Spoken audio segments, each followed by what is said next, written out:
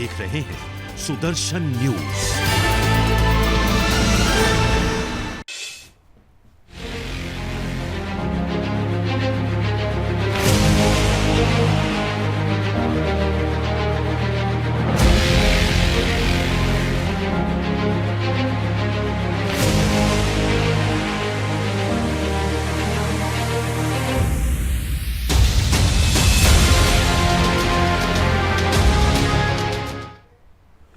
हिंदुओं के शमशान पर जिहादी नजर। नमस्कार, आपके साथ मैं लावनी विनीत हूं और बहुत विशेष प्रस्तुति के साथ आपके बीच उपस्थित हूं।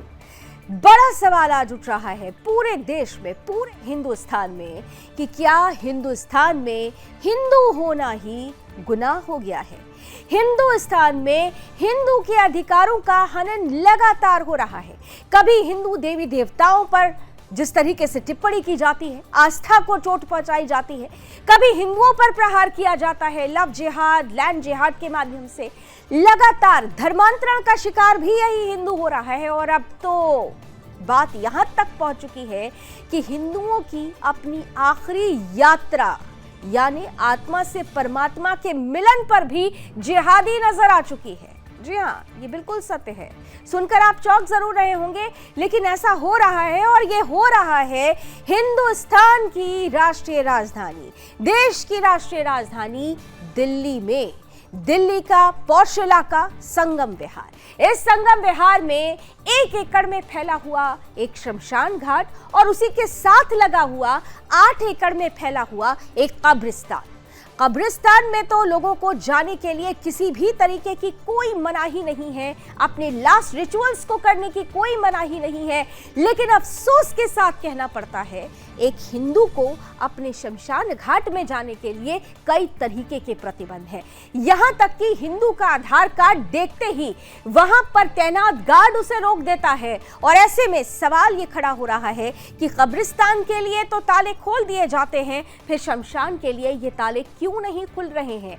हिंदुओं के साथ ये अत्याचार दिल्ली राष्ट्रीय राजधानी में क्यों हो रहा है।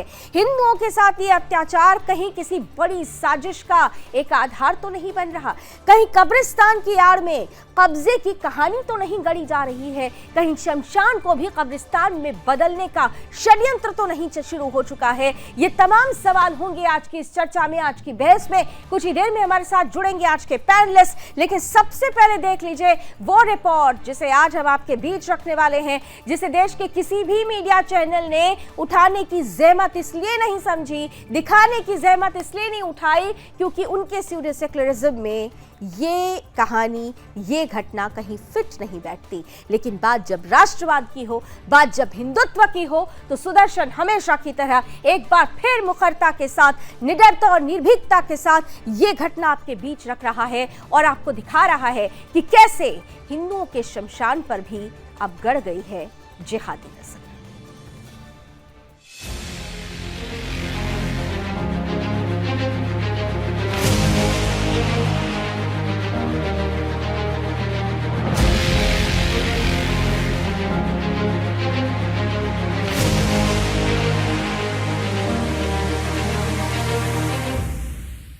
दिल्ली से मुगलिया सल्तनत तो खत्म हो गई, लेकिन रह गई उसकी गिरी हुई घटिया और हिंदू विरोधी सोच, जिसने आज भी दिल्ली सरकार को अपनी गिरफ्त में ले रखा है, जिसकी तस्दीक करती है दिल्ली के संगम विहार की घटना, जहां शमशान में हिंदुओं का ही प्रवेश बैन कर दिया गया। ये मामला कोई 2-4 दिन पुराना या कुछ महीनों पुराना नहीं है, बल्कि ये सिलसिला कई वर्षों से चला आ रहा है।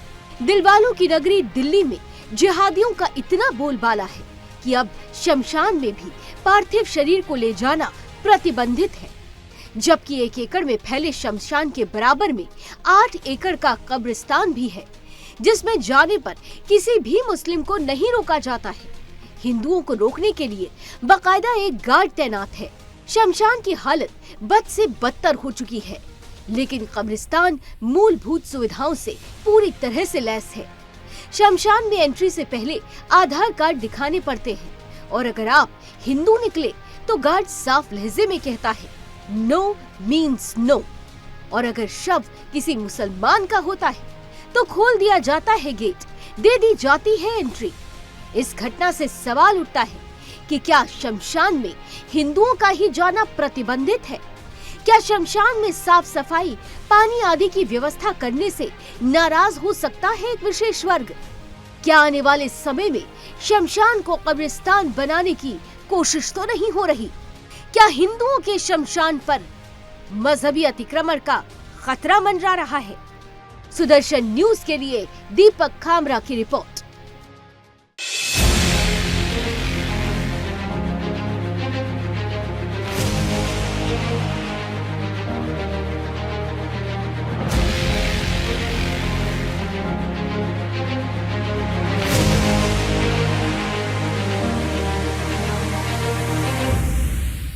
इनके लिए भी परमिशन नहीं है अभी, ठीक है? किसके लिए परमिशन है? जैसे अभी मुसलमानों के लिए परमिशन है यहाँ पे, अच्छा, ठीक है? अभी हिंदुओं के लिए परमिशन आना बाकी है। ये बात किसने कही आपको? हमारे अफसर ने बोला है कि अभी इनका परमिशन आना बाकी है। कौन थे अफसर हैं? अफसर का नाम है सुधीर जी हैं और विपत राय जी है। अच्छा, ठीक है, हमारे ऊपर जो अफसर है, हमने ऑर्डर दिया है कि अभी हिंदुओं का परमिशन आएगा तो आप उनको अलाउ कीजिएगा। अच्छा, तो अभी इनको अलाउ नहीं है? नहीं, अभी इनका परमिशन शायद आना बाकी है या इन्होंने परमिशन नहीं लिया है। तो उन लोगों की परमिशन आपके पास है? दिखाइए आपको। हमें वो परमिशन नहीं दी गई, हमें ऊपर से ऑर्डर मिला है तो उनका परमिशन है या जो भी होगा। हाँ, तो इसलिए आप इन लोगों को रोको। हाँ। मतलब आपको ऊपर से सवाल ये है कि यहाँ पर ये शमशान बताया जाता है कि 1995 से चला आ रहा है और तब से लेकर अब तक बीते 6 महीने पहले ही ऐसी रोक लगा दी गई है और परमिशन की बात आ रही है। सवाल ये उठता है कि परमिशन मांगने वाले और परमिशन देने वाले कौन लोग हैं? ये सेलेक्टिव अप्रोच वो क्यों रख रहे हैं? क्या किसी तरीके का उन पर कोई दबाव है या पीछे कहानी कुछ और चल रही है? ये सब कुछ जानने समझने की कोशिश करेंगे। आज के पैनलिस्ट से अब आपका परिचय कराती हूँ। स्वागत करते हैं, हमारे साथ इस वक्त जुड़ रहे हैं भारतीय जनता पार्टी का पक्ष रखने के लिए रमाकांत मिश्रा जी, बहुत बहुत स्वागत। हमारे साथ आम आदमी पार्टी का पक्ष रखने के लिए जुड़ चुके हैं डॉक्टर राजीव त्यागी जी, बहुत स्वागत। साथ ही साथ हमारे साथ इस पूरी घटना को जो देश के सामने लेकर आए हैं, वीएचपी से हमारे साथ जुड़ रहे हैं मुन्ना बजरंगी जी। मुन्ना जी, आपका भी बहुत बहुत स्वागत है। आप तीनों के साथ इस चर्चा की शुरुआत करूं तो हिंदुओं के शमशान पर क्या जिहादी नजर गड़ चुकी है और अगर ऐसा हो रहा है तो ये कितना खतरनाक है, इसे ही जानने समझने की कोशिश आज के पैनलिस्ट से करें। उससे पहले क्योंकि ग्राउंड पर हमने जाके इस पूरी खबर को विस्तार से समझने की भी कोशिश की, हमारे संवाददाता सुदर्शन संवाददाता दीपक खामरा ग्राउंड जीरो पर पहुंचते हैं और ग्राउंड जीरो पर पहुंचकर सुदर्शन के कैमरे में जो कैद होता है वो वाकई चौंकाने वाला होता है। इस डिस्कशन को शुरू करने से पहले उस रिपोर्ट को भी हमारे दर्शकों को भी देखना और हमारे पैनलिस्ट को भी देखना बहुत जरूरी हो जाता है। दीपक खामरा की वो रिपोर्ट देखते हैं। इस समय हम दक्षिणी दिल्ली के संगम विहार क्षेत्र में मौजूद हैं, जहां हिंदू समाज के लिए बहुत बड़ी मुसीबत आ बनी है। आप देखेंगे कि ये हिंदू समाज के लिए जो शमशान घाट है संगम विहार में, वहाँ पर इनको जो है अंतिम संस्कार के लिए पूरी रोक लगा दी गई है। ये इनका जो है अंतिम संस्कार के लिए स्थान बना हुआ है, लेकिन आप इसकी हालात देख के समझ सकते हैं कि कितना लंबा समय हो गया होगा कि यहाँ पर कोई भी किसी को भी चिता की आग नहीं लगी होगी। आप देखेंगे कि वहाँ भगवान शंकर की जो मूर्ति लगी हुई है, तो मैं दिखाने का पूरा प्रयास कर रहा हूँ कि ये जो है पूरा हिंदू समाज के लिए शमशान घाट बना हुआ है, बिल्कुल तैयार है। लेकिन उसके बावजूद भी जब इसके मुख्य द्वार पर यहाँ पर हिंदू समाज जो है वो अर्थी लेकर पहुँचता है तो रोक दिया जाता है कि यहाँ पर केवल मुस्लिम समुदाय के लिए ही इजाज़त उनको दी गई है, वही आकर यहाँ पर उनके अपने जो मुस्लिम अर्थी होते हैं उनको दफना सकते हैं। ये तमाम हमारे साथ लोग हैं, हम इनसे बात करेंगे, क्या पूरा विषय समझेंगे जी। हमको बोला जाता है कि हिंदुओं के लिए परमिशन नहीं है, आप बॉडी को कहीं भी ले जाइए। अच्छा, तो मुस्लिम आ सकते हैं और कर सकते हैं? हाँ, मुस्लिम आ सकते हैं, उनके लिए परमिशन है, आप लोगों के लिए परमिशन नहीं है। ताऊ जी, आप बहुत ही बुजुर्ग हैं, आपने यहाँ का पूरा जो है दिनचर्या भी देखी होगी, समय देखा होगा। बच्चों को कितना भेदभाव दिख रहा है? बहुत भेदभाव भी दिख रहा है जी। मुसलमानों को तो ये आने देते हैं और हिंदुओं को जो रोक देते हैं। उनसे कितनी पीड़ा होती है इस चीज़ को देखकर? बहुत ज़्यादा दुख होता है। और मुर्दे भी लौटा दिए, हमने सुनी है यहाँ पर मुर्दे भी लौटा दिए। क्या मांग करते हैं अब आप सरकार प्रशासन? सरकार पे हमें तो शमशान के लिए, जलाने के लिए, मुर्दा जलाने के लिए ज़मीन चाहिए। हाँ। आप क्या मांग करेंगे सरकार और प्रशासन को लेकर? आप हमें तो बस ये मांग करनी है कि हमें मिट्टी लगाने के लिए जगह दी जाए बस। आप क्या और हम तो कह रहे हैं ये तुष्टीकरण खत्म होनी चाहिए। जो एक समुदाय को सब कुछ मिल रहा है और दूसरे समुदाय को कुछ नहीं मिल रहा है। हमें कितना जगह चाहिए? कितना जगह? 1 बीघे, जहाँ ये 30 बीघे रख रखे हैं, हमें 1 बीघे चाहिए। हमें और कुछ नहीं चाहिए, हमें सुख सुविधा चाहिए। और ये सिर्फ राजनीतिक है और राजनीति के वजह से ही कुछ नहीं होता। तो सुना आपने हिंदू क्या चाहते हैं और वहां पर क्या हालात है। सीधे अपने पैनलिस्ट के पास चलते हुए और सबसे पहले डॉक्टर राजीव आपके पास आ रही हूं, क्योंकि दिल्ली में आपकी सरकार है और जिस इलाके की हम बात कर रहे हैं, जिस संगम विहार की बात कर रहे हैं, वहां से विधायक भी आम आदमी पार्टी से आते हैं, पार्षद भी आम आदमी पार्टी के हैं, फिर भी वहां पर एक विशेष वर्ग को इतनी सुविधाएं और हिंदू को पूरी तरह से तिरस्कार। डॉक्टर राजीव, इसमें ये चीज जो संज्ञान में आई है ये वाकई एक चिंता का विषय है। और डॉक्टर राजीव की आवाज जरा बढ़ाई जाए। जी प्लीज कंटिन्यू कीजिए। जो शमशान घाट आते हैं वो जो है वो हमारे एमसीडी के अंदर आते हैं और एमसीडी में अभी तक भारतीय जनता पार्टी की सरकार थी 15 साल से, उससे पहले कांग्रेस की सरकार थी।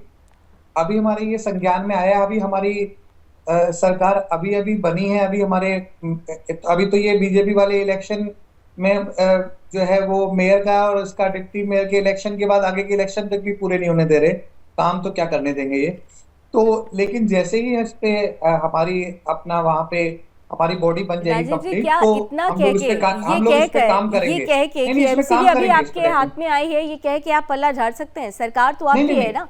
और जब हम सरकार की बात करते हैं तो मतलब ये होता है कि दिल्ली में रहने वाली एक एक नागरिक की कोई भी तकलीफ हो उसे दूर करने की जिम्मेदारी सरकार की। बिल्कुल, विधायक आपके हैं, उन्होंने कभी ये जहमत उठाई कि जाके पूछे उन हिंदुओं का पुरसा हार लें? 6 महीने पुरानी ये बात है। अभी ये 1995 से ये चल रहा है और 1995 से आज इस चीज के लिए जो है करीब 27 साल हो गए। 27 साल में ये दोनों सरकारें आई है, बीजेपी और कांग्रेस की, इन्होंने कभी संज्ञान लेने की जरूरत नहीं समझी। इसमें नहीं तो हो रहा है ना। अभी संज्ञान लेना चाहिए था, आपने रिपोर्ट शायद ध्यान से नहीं सुनी, आपने रिपोर्ट नहीं सुनी। 1995 से यहाँ पर दोनों चीजें साइमल्टेनियसली चल रही थी। 6-8 महीने पहले इसे रोक दिया गया। 6-8 महीने पहले से हिंदू यहाँ पर नहीं जा पा रहे हैं। मुझे याद है 2020 में भी ऐसे ही कहानी सामने आई थी, जब हौसखास जैसे इलाकों में कब्रिस्तान की आड़ में कब्जे की कहानी शुरू हो चुकी थी और उस वक्त आपके ही आम आदमी पार्टी के कुछ लीडर्स का नाम सामने आया था। कहीं ऐसा तो नहीं है कि यहाँ पर भी कुछ ऐसा ही खेल हो रहा हो? नहीं, ऐसा बिल्कुल भी नहीं है। और हम लोग संविधान को मानने वाले लोग हैं और सभी को समानता का अधिकार होना चाहिए, ये संविधान कहता है।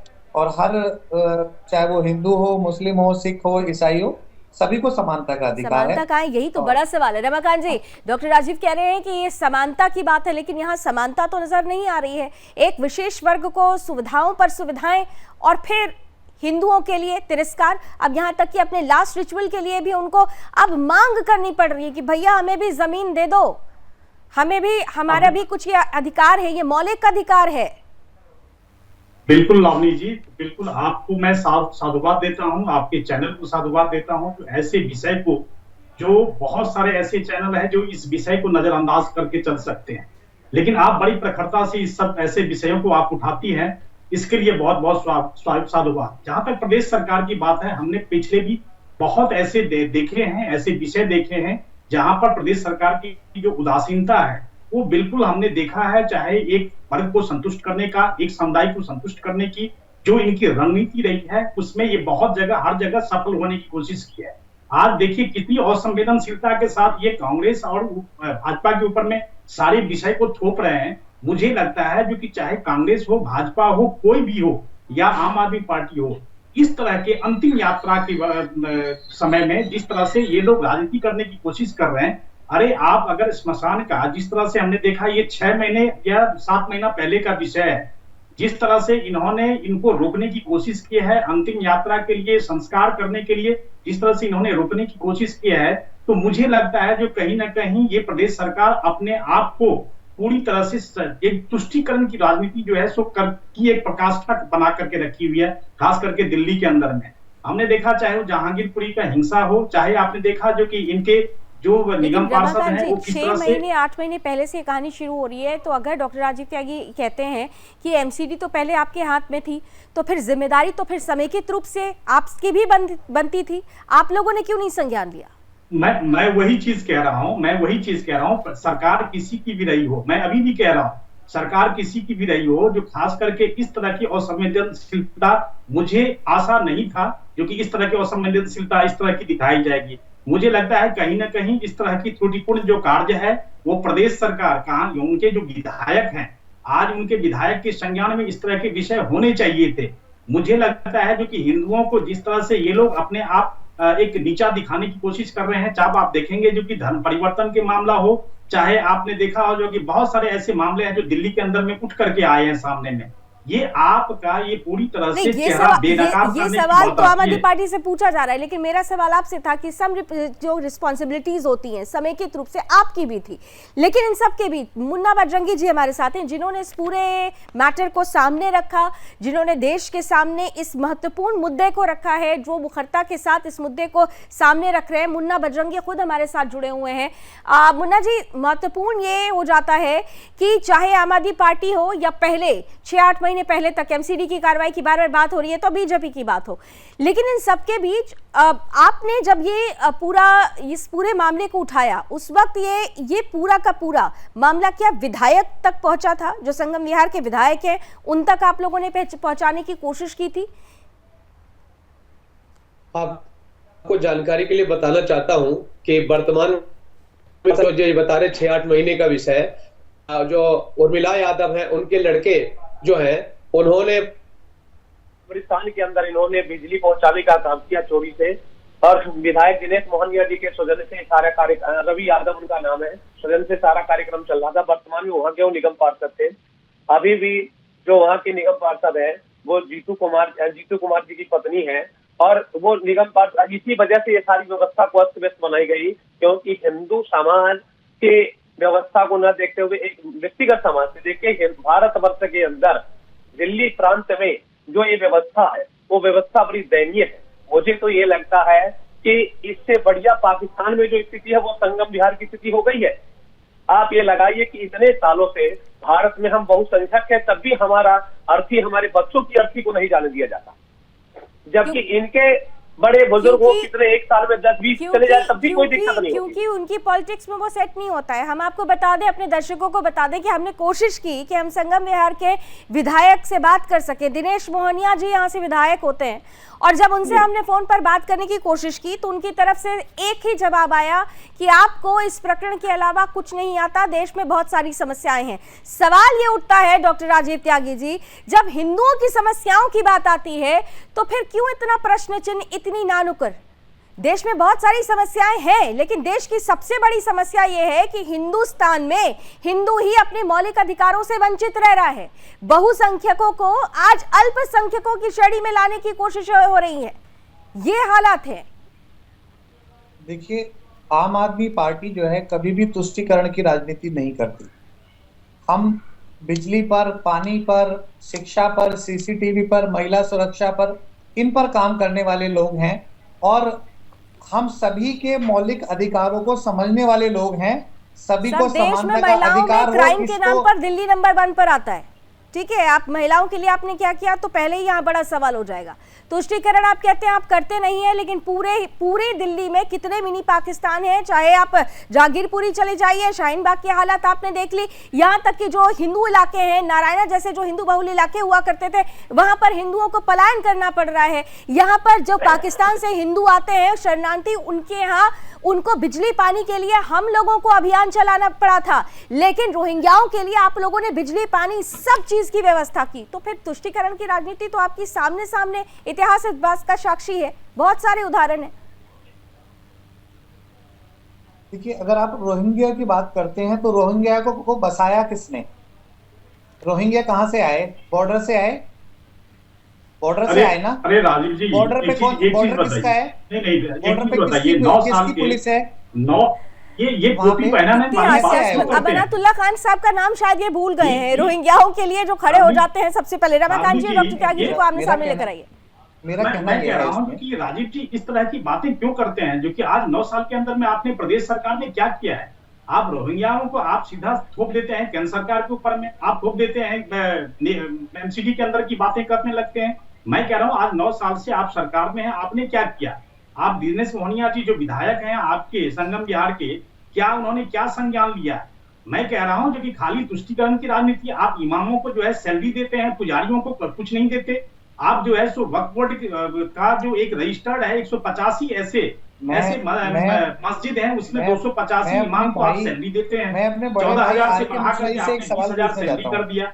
लेकिन आप उसके ऊपर में कुछ नहीं बोलते। जब हिंदू पुजारियों की बात होती है, कब्रिस्तान वाले मामले में राजनीति आप लोगों ने बहुत दिनों से किया, आपने 9 साल के अंदर में दिल्ली को आपने पता नहीं कहां से कहां पहुंचा दिया आपने। इस कब्रिस्तान और शमशान घाट वाले मुद्दे पर नहीं काम किया। सुन लीजिए, आपकी जवाबदेही बनती है पूरी की पूरी राजनीति का। आप इस जवाबदेही को आम आदमी पार्टी पे क्यों डालें? जवाबदेही, देखिए जवाबदेही की बात आप दोनों कर रहे हैं, आप दोनों एक साथ बोल रहे हैं, लेकिन एक शब्द आप दोनों ले रहे हैं एक साथ। जवाबदेही किसकी बनती है? मुन्ना बजरंगी जी, आप ही के पास आ रही हूँ। ये जवाबदेही तो सबसे महत्वपूर्ण मुद्दा है, और इस मुद्दे में जो ये पहलू कि कब्रिस्तान और शमशान 8 एकड़ में फैला हुआ कब्रिस्तान, महज 1 एकड़, महज एक एकड़ का शमशान, और वहां पर भी क्या दुर्दशा है। मुन्ना बजरंगी जी, जरा ये भी बता दीजिए कि कब्रिस्तान में कितनी सुविधाएं और शमशान में किस तरीके की सुविधाएं हैं भी या नहीं है, क्या हालत है वहां पर? आपने देखा होगा, आप इनसे एम एस त्यागी जी से आग्रह करना चाहता हूँ कि उस कब्रिस्तान की व्यवस्था को सुदृढ़ करने का काम आम आदमी पार्टी ने किया। उस कब्रिस्तान में सारी व्यवस्था टूट जाने के बाद भी पुनः उनको पुनः निर्माण करने का कार्यक्रम आम आदमी पार्टी ने किया। आम आदमी पार्टी के कार्यकर्ता उनके सहयोग से, उनके सृजन से सारे कार्यक्रम पुनः स्टार्ट हुआ। आप गेट पे जाएं, चौकीदार ये कहता है कि उनके लिए परमिशन है, आपके लिए कोई परमिशन नहीं है। ये देश हिंदुओं का है, हिंदू समर्पित देश है या मुसलमान समर्पित देश है? मैं त्यागी जी से आग्रह करना चाहता हूँ कि भारतवर्ष सनातन धर्म से परिपूर्ण धर्म है, पूरे भारत के लोग सभी सनातनी हैं, तो फिर हमें जाने से रोका क्यों जाता, रोक दिया जाता है? मैं इनसे आग्रह करता हूँ, निवेदन करता हूँ कि ऐसा अगर हो रहा तो ऐसा। आप लोग वहाँ पहुंचे थे, और हमने सुना भी कि वहाँ पे जो तैनात गार्ड थे उन्होंने क्या कहा कि उनको परमिशन नहीं है। आप लोगों ने क्या जानने की कोशिश की कि परमिशन कहां से, किसके द्वारा, किस तरह से दी जा रही है? उन्होंने ये बताया कि हमारे ऊपर के अधिकारी ने हमें आदेश दे रखा है कि मुस्लिम समाज के लोगों को जाने के लिए आदेश है और हिंदू समाज के लोग नहीं जा सकते। हिंदू समाज के लोग जाते हैं तो वहाँ पे क्या चेकिंग भी होती है? हाँ, उनको पहले आधार कार्ड मांगा जाता है, अगर उन पर हिंदू नाम होता है तो उनको जाने से मना कर दिया जाता है। राजीव जी, आप बताएंगे, क्योंकि मुन्ना बजरंगी तो कह रहे हैं कि कब्रिस्तान की सारी सुविधाएं जो तैयार की गई हैं वो आम आदमी पार्टी के संरक्षण में उनके द्वारा करवाई गई है। देखिए, कब्रिस्तान का जो भी काम है, चाहे वो कब्रिस्तान का हो चाहे शमशान का हो, ये सब एमसीडी के अंदर आता है, और आप चाहें तो इसके लिए आप एमसीडी की बात कर रहे हैं, फिर वही बात कर रहे हैं, वो देख लिए, आप आपको अपनी पता चल जाएगा। नहीं भाग सकते राजीव जी, आप अपनी जिम्मेदारियों से नहीं भाग सकते, आप अपनी जिम्मेदारियों से नहीं भाग सकते। आप एक चीज बताइए, कब्रिस्तान का कब्रिस्तान कौन कर रहा है? कब्रिस्तान के अंदर सारी सुविधाएं कौन दे रहा है? कब्रिस्तान के अंदर में सारी सुविधाएं कौन दे रहा है? 8 महीने पहले इसका जवाब दीजिए, इसका जवाब तो दीजिए। भारतीय जनता पार्टी को ये चीज देखना चाहिए था कि क्यों ऐसा हुआ। अब अगर इन्होंने नहीं भी देखा तो ये अपनी गलती माने। दूसरी बात एक और भी है कि अगर इनको किसी स्तर पे कोई समस्या थी तो ये जो है दिल्ली सरकार से मिलके भी चल सकते थे, कोई डाउट है तो उस पर बात कर सकते थे, कोई कुछ सलाह करनी थी उस पर कर सकते थे। हम आम आदमी पार्टी हमेशा हर पार्टी के साथ मिलके के चलने वालों में से है, केंद्र सरकार के साथ मिलके चलने वालों में से है। कब्रिस्तान के अंदर में सारी सुविधाएं किसने मुहैया कराई? कब्रिस्तान के अंदर में सारी सुविधाएं किसने मुहैया कराई? राजीव जी, मैं उससे ये पूछना चाहता हूँ, क्या ये सही नहीं है? क्या ये सही नहीं है कि प्रदेश सरकार ने सारी सुविधाएं मुहैया कराई है आपने? आप एक चीज बताइए, क्योंकि वहां पर जब विषय ही नहीं है उसके बारे में आपने क्या सोचा? उसके बारे में क्या सोचा आपने? ये एमसीडी का विषय था। तुष्टीकरण की राजनीति कर रहे हैं दिल्ली के अंदर में, केवल तुष्टीकरण की राजनीति कर रहे हैं आप दिल्ली के अंदर में। राजीव जी, इस तरह से नहीं चलेगा। राजीव जी, इस तरह से नहीं चलेगा। रमाकांत जी एक सेकंड। राजीव जी, एक प्रश्न मेरा बहुत साधारण सा है। आप एमसीडी का हवाला देकर बार बार आप पल्ला झाड़ रहे हैं और भारतीय जनता पार्टी की तरफ गेंद फेंक दे रहे हैं। मेरा सवाल ये है कि मुन्ना बजरंगी ये कहते हैं कि कब्रिस्तान में मिलने वाली सभी सुविधाओं की जो जिम्मेदारी जिसने उठाई वो आम आदमी पार्टी के नेता थे। तो आम आदमी पार्टी के नेता जब वहां पहुंचे तो क्या उनको शमशान नजर नहीं आया था? क्या केवल कब्रिस्तान को सुख सुविधाओं से लैस कराना उनकी जिम्मेदारी थी? शमशान की तरफ उन्होंने देखने की भी जहमत नहीं उठाई? वहां हिंदू किस तरीके से परेशान है उनकी तरफ देखने की भी जहमत नहीं उठाई उन्होंने? ये बात कोई भारतीय जनता पार्टी का शख्स नहीं कह रहा है, ये वहां के हिंदू कह रहे हैं। मैं जवाब देता हूँ जी। देखिए, सबसे एक तो सब लोग समान हैं, हिंदू भी, मुस्लिम भी, सिख भी, ईसाई भी, पारसी भी, सिंधी भी, सब लोग। एक बात। दूसरी बात ये कि ये जो मुद्दा था, ये मुद्दा जो है ये एमसीडी का मुद्दा था, इनको देखना था, अब ये देख नहीं पाए। फिर आप आ गए एमसीडी पर घूमकर। मैं सवाल क्या कर रही हूँ, आप जवाब क्या दे रहे हैं? एमसीडी का मसला है, आप उनको पूछते रहिए। एमसीडी का आप बार बार एमसीडी पर आ रहे हैं। मैं सीधा सवाल कर रही हूँ, फिर से कूट कर लेती हूँ सवाल कि कब्रिस्तान में दी गई सुख सुविधाओं की जिम्मेदारी आम आदमी पार्टी के नेताओं ने ली, ये आरोप खुद वहां पर रहने वाले हिंदू लगा रहे हैं। ऐसा नहीं है। हमारे मुन्ना बजरंगी जी वो डिनाई कर रहे हैं। मुन्ना बजरंगी जी, डॉक्टर राजीव मान नहीं रहे। मैं राजीव जी से आग्रह करना चाहता हूँ कि प्रत्यक्ष को प्रमाण की आवश्यकता नहीं होती है। रवि यादव जो उर्मिला यादव के पुत्र है, जो वर्तमान में वहाँ से निगम पार्षद थे, उन्होंने उनकी सारी व्यवस्था करने का कार्य किया। और दिनेश मोहनिया के विधायक प्रतिनिधि माने जाते हैं। आम आदमी पार्टी खड़ी है ना, जब हिंदुओं दंगे हो रहे थे और हिंदुओं को मारा काटा जा रहा था तो बेचारे जो विक्टिम थे उन्हें ही कल्प्रिट बना दिया गया। आप खड़े थे ना, दंगाइयों के साथ आप खड़े रहते हैं। ये आपको जरूर बुरा लग सकता है, लेकिन इस बात के प्रमाण है और प्रत्यक्ष को प्रमाण की जरूरत नहीं है। मुन्ना बजरंगी जी, डॉक्टर त्यागी बार बार मना कर रहे हैं कि ऐसा कुछ नहीं है, सब कुछ समान है। मुन्ना बजरंगी जी, जरा एक बार फिर से जरा बता दीजिए कौन थे वो लोग? जी, उर्मिला यादव जो उस समय वर्तमान में निगम पार्षद थे, उनके पुत्र रवि यादव ने सारी व्यवस्था करने का काम किया और विधायक जी के नेतृत्व में ये कार्यक्रम हुआ।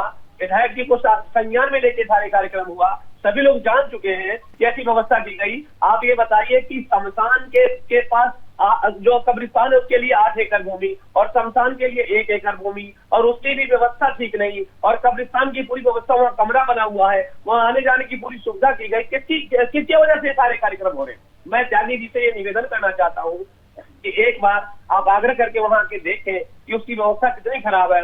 डॉक्टर त्यागी बताइए, ये जो पहले पूर्व व्यवस्थाएं की गई है वो तो आरोप लगा रहे हैं कि ये आम आदमी पार्टी की तरफ से की गई है। देखिए लावनी जी, अब तो ये जो विषय है ये हमारी संज्ञान में आ गया। अब तो एमसीडी में हमारी सरकार है, दिल्ली में हमारी सरकार है, हम इस पे काम करेंगे और इसको दुरुस्त करेंगे। मतलब आप एमसीडी में नहीं आए होते तो फिर हिंदू ऐसे ही प्रताड़ित होता रहता, फिर तो सवाल दिल्ली सरकार के ऊपर खड़ा हो जाता है, फिर तो आपके विधायकों पर सवाल खड़ा होता है, फिर तो मुख्यमंत्री अरविंद केजरीवाल पर सवाल खड़ा होता है। यानी एमसीडी नहीं मिलता तो दिल्ली में हिंदुओं की यही दुर्दशा होती रहती। बड़ा हास्यास्पद तर्क आप दे रहे हैं रमाकांत जी, जल्दी से फिर मैं समाप्त करूंगी। जनता ने भारतीय जनता पार्टी को नकारा है। प्रदेश सरकार ने 9 साल के अंदर में यही काम किया, केवल दंगा करवाए इन्होंने तुष्टीकरण की राजनीति करी। हमने देखा है किस तरह से इनके जो निगम पार्षद हैं ताहिर हुसैन, किस तरह से दंगे करवाए। जहांगीरपुरी का हम लोगों ने देखा है पूरी तरह से। ऐसे बहुत सारे ऐसी घटनाएं हैं। इनके जो विधायक हैं गुंडागर्दी करते हैं, इनके रोहिंग्या को बचाने के लिए, रोहिंग्या को सारी सुविधा देने के लिए क्या एक सलाह देता हूं, ये सारी चीजें मानना पड़ेगा प्रदेश सरकार को मानना पड़ेगा, और इससे ये पल्ला नहीं झाड़ सकते। और मैं कह रहा हूं खास करके इस तरह की जो घटनाएं हैं, बिल्कुल मुझे लगता है जो कि कहीं ना कहीं प्रदेश सरकार की असंवेदनशीलता दिखाती है। राजीव जी को इसके लिए बिल्कुल अपनी जिम्मेदारी लेनी पड़ेगी, जिम्मेदारी तय करनी होगी। मुन्ना बजरंगी जी, लास्ट कमेंट आपका कि आप सरकार से और यहाँ तक कि आप जब केंद्र सरकार भी और विपक्ष से क्या आप उम्मीद करते हैं? जल्दी से 20 सेकंड में। मैं ये आपके सुदर्शन चैनल के माध्यम से कहना चाहता हूँ कि केंद्र सरकार और स्टेट गवर्नमेंट दोनों मिलकर अविलंब जल्दी से जल्दी हमारे जो अर्थी है उनको पुनः चालू करने का कार्य किया जाए। अगर ऐसा नहीं किया जाता है तो हम देशव्यापी आंदोलन करेंगे और दिल्ली पे जमीन से ही बजाने का कार्य सबको करेंगे। मिलकर, बिल्कुल सबको मिलकर वो आम आदमी पार्टी की सरकार हो या फिर केंद्र सरकार हो, वो बहुसंख्यक हिंदू जिसके लिए अब अल्पसंख्यकों जैसी परिस्थिति पैदा हो गई है, उन परिस्थिति को दूर करने की जिम्मेदारी उठानी होगी, लेनी होगी। बहुत बहुत धन्यवाद आप सभी का। हमारे साथ कुछ समय की सीमाएं हैं इसलिए चर्चा को यहीं रोक रहे हैं, लेकिन उम्मीद करते हैं कि जिस मुद्दे को हमने आज उठाया है उस मुद्दे पर संज्ञान लेते हुए समेकित रूप से कार्रवाई होगी और 8 एकड़ में फैले हुए कब्रिस्तान को मिली हुई जो भी सुविधाएं हैं और हिंदुओं को 1 एकड़ में जो फैला हुआ शमशान है जहां पर उन्हें जाने से भी रोका जा रहा है, वो बैन भी हटेगा और सुख सुविधाएं भी संपूर्ण रूप से मिलेगी। सरकार जागे, इसी उम्मीद के साथ अभी बस इतना ही। देश और दुनिया की तमाम खबरों के लिए आप जुड़े रहिए सुदर्शन न्यूज के साथ। जय हिंद।